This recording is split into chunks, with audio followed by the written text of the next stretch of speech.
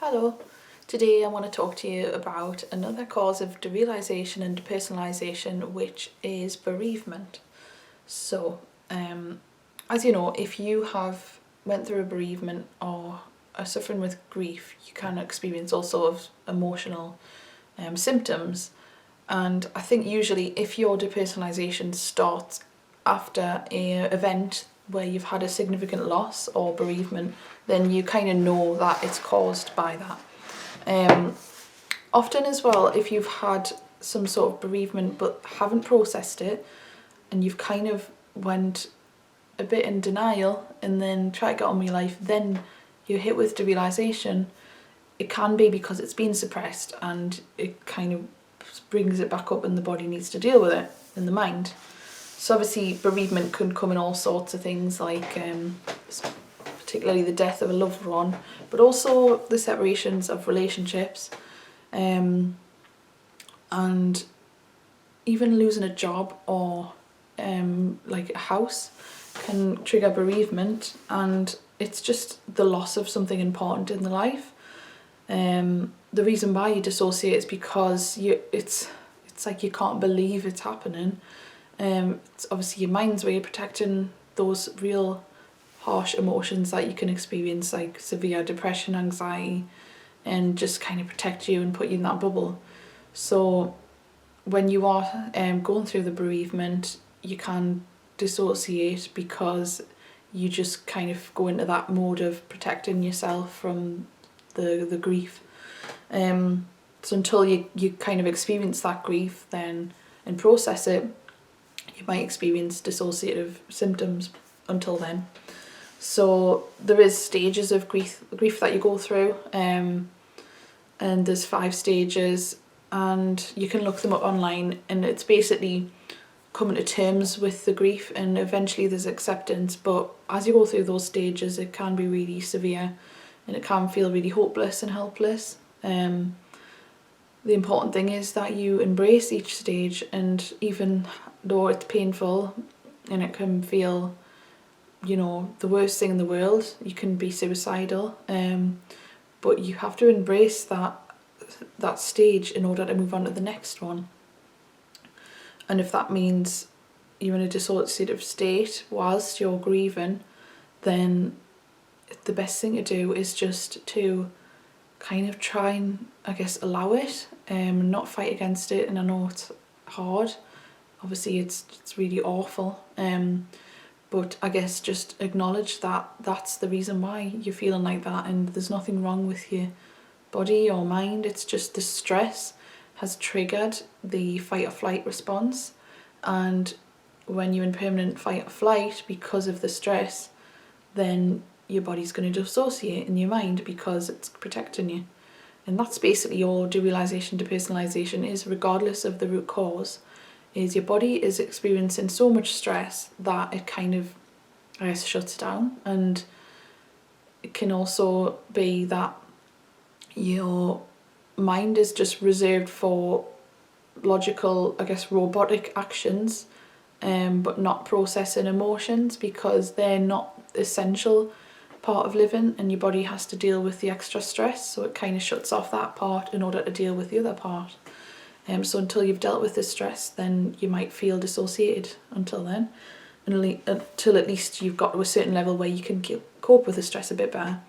So in terms of bereavement, the perceived stress that you're experiencing and, the anxiety, depression, hopelessness will probably trigger the fight or flight response and trigger the derealization.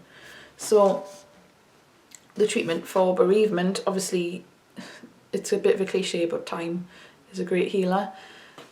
I found that during bereavement I kind of gave myself 100 days to grieve, and I said to myself, right, I'm not going to fight it or try and get better, I'm just going to grieve for 100 days, right? And I'm going to give myself, I'll put it on my calendar, sometimes I would put it's not happened very often, but if it has, after a relationship or something, I'll put like a bit of a tally chart, and every day I'll mark one day off, and I'll know that after 100 days I'm going to try and be done with grieving, but in those 100 days I'm going to grieve as much as I can. And I found that to be really useful because it kind of allows me to experience those emotions and feel that it's going to end. I've got control about it. That's also another thing, is the frightening thing is you feel like you don't have control about what your emotions are doing. So I thought that if I give myself 100 days, then like, yeah, it's going to be awful, but I know there's an end. And it can kind of reduce the stress as well with it.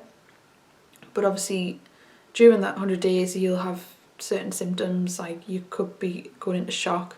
Any pre-existing mental health problems would probably be exacerbated. You'd feel quite isolated depending on if you had support who understood or not.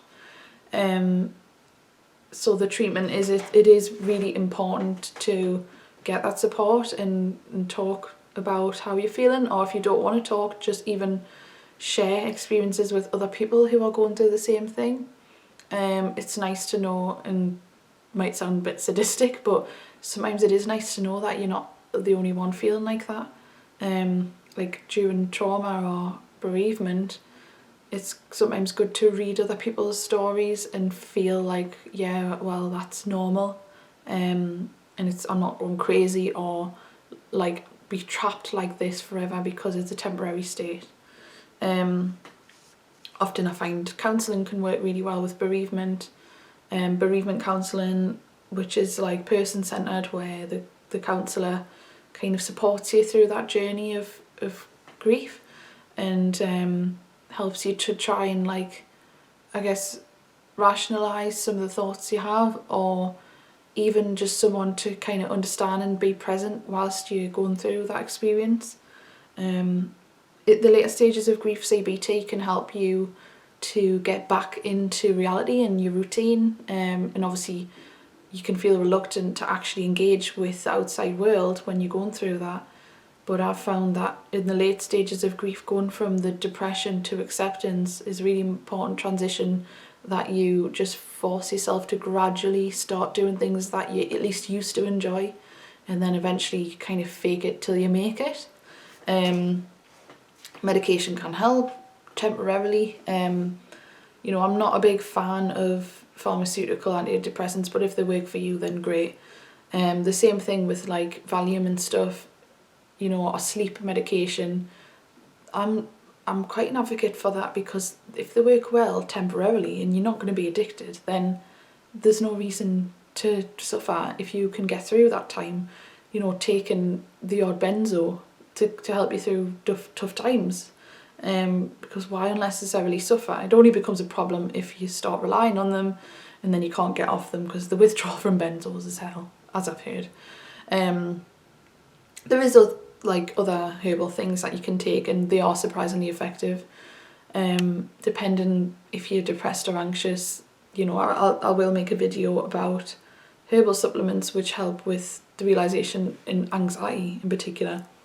I have made a video about helping with detox, but if you're going through an actual emotional event, then it is a bit different. But things like GABA and L-theanine, magnesium, inositol, and then you've got like the depression herbal things like St. John's wort, 5-HTP, vitamin D helps. It all depends, you kind of have to trial and error, but some of them are as effective as pharmaceuticals. So, if you're reluctant to do pharmaceuticals, which is completely understandable, then maybe look into something herbal.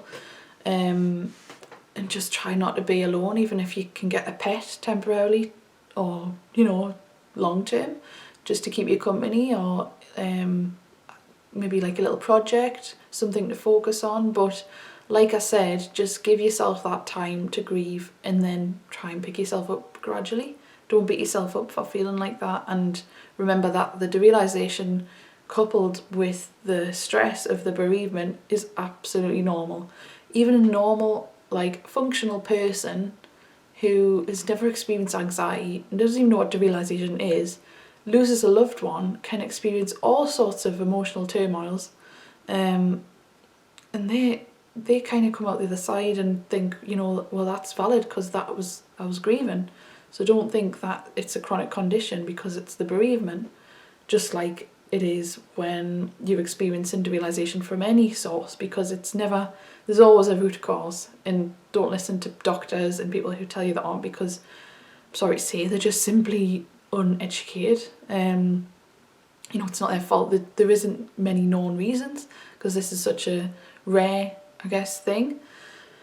But it is becoming more prominent now, what can be done and root causes, and this is why I'm making this channel. So, and I hope that once I'm fully recovered, I can become a specialist in derealization and help people all over the world and tell them my story. So, but yeah, if you're having bereavement, just try and take it easy and try and follow these things that I've said, and just remember that it's temporary. So thank you for watching.